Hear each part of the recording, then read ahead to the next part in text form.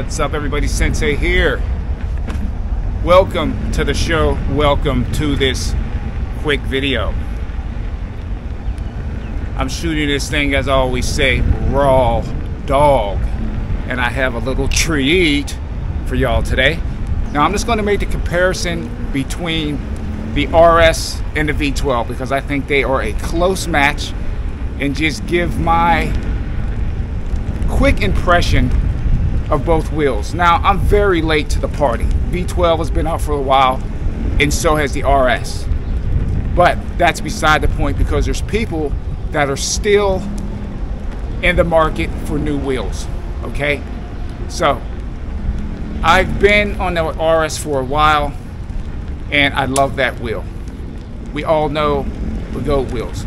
First thing I'm going to start with is as far as performance. Now, both of these wheels are the high-speed version. So let me give you a look right now. And this wheel is butt ball naked, stark naked. There is nothing on it. And I think that is the best way to ride a wheel. Excuse me, bugs out here. Best way to ride a wheel. No pads, no nothing. The only thing that I did was give the pedal tilt maybe 3 degrees up. You know, because when I first got on the wheel, it felt like it was going to tip me forward.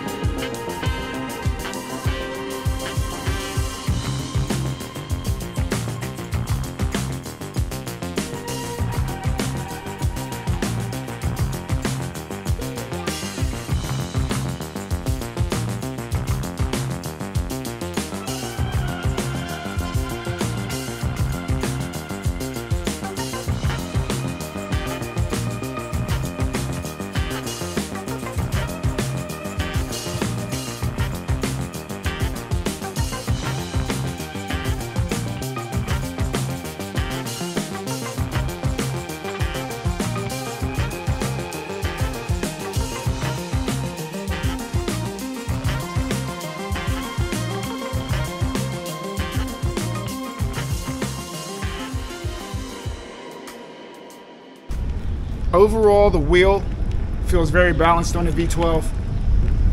It is more top heavy, okay? So again, let's break down the performance.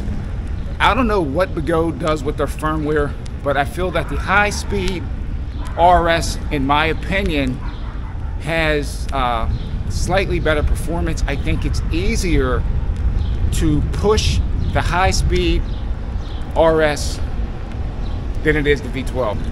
Now, as far as build quality, because this is a no fluff review, I'm just giving you guys it, so I don't want to make this video any longer than it has to be. As far as build quality, the build quality goes to the Inmotion V12. Hands down, it's a better quality wheel as far as the build, you know, as far as that goes. There's no question about it. As far as mileage, I would put the mileage about the same. You're going to get the same range out of these wheels, you know.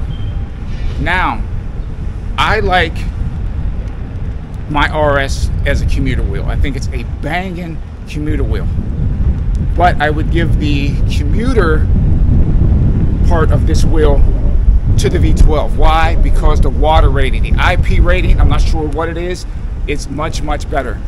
The issue with the RS, if you ride that thing in the rain, more than likely you're going to have bearing issues.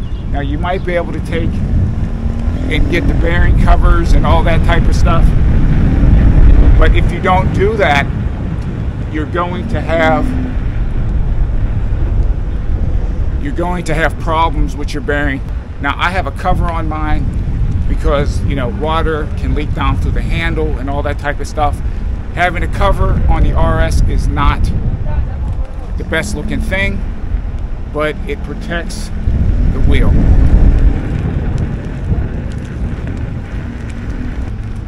Now overall, what wheel would I choose if I had to make a choice between the RS Speed or the RS V12? I would take the RS over the V12. That's just me. The RS also feels slightly better balanced. It seems like a better balanced wheel. The V12 seems a little more top heavy, in my opinion. And I think the performance hardware or software, excuse me, the firmware in the Begode, I don't know what they do. I'm going to state that again. I don't know what they do, how they tune their firmware. It seems like it's just a little bit better. Okay, so there you have it in a nutshell. Either one of these wheels are going to be fantastic buys. I mean, a V12, you can get a speed version for just under $2,000, and the torque version of the V12 is a little bit over $2,000. Okay, I think they're fantastic wheels, both of them, and and what I'm saying today, it's just nitpicking, because either one of these wheels you're going to be very happy with. Do they have suspension? No. But for non-suspension wheels, they're good wheels. If you're looking for a higher quality wheel, I would go with the V12. Better shell, better IP rating. But if you're looking for a better performing wheel, I think the RS is better, in my opinion. Better performance and better balance. So that is the no fluff, butt ball naked, stark naked review by Sensei. I'm late to the party, but I thought, you know, because I have the wheel, let me just take it out and see what it feels like. Now, I did get a chance to ride it in New York City. It felt good. It felt pretty good. You can slip, you can dip in and out of traffic with it. But this is a wheel that you definitely need pads on. I think to get the performance, especially out of the speed version of the V12, you need to have pads on this wheel. For me, the RS, I don't even need pads on it to get the speed out of it. But overall, it's like a coin toss-up. Both of these wheels are fantastic wheels. You're going to be happy with either one. If it comes to commuting, go with the V12. Doesn't matter if it's the torque or the high speed, because overall, you know, you're not going to have problem with water damage. I'm not saying you can't have problem, you know, rusting out your bearings and stuff, but it's less likely to happen on the V12, and it's, you know, more likely to happen on the RS. Okay, so with that being said, I want to thank each and every one of y'all for joining me. I'll get a little bit more ride footage. It's late in the evening. We'll see how the lighting is.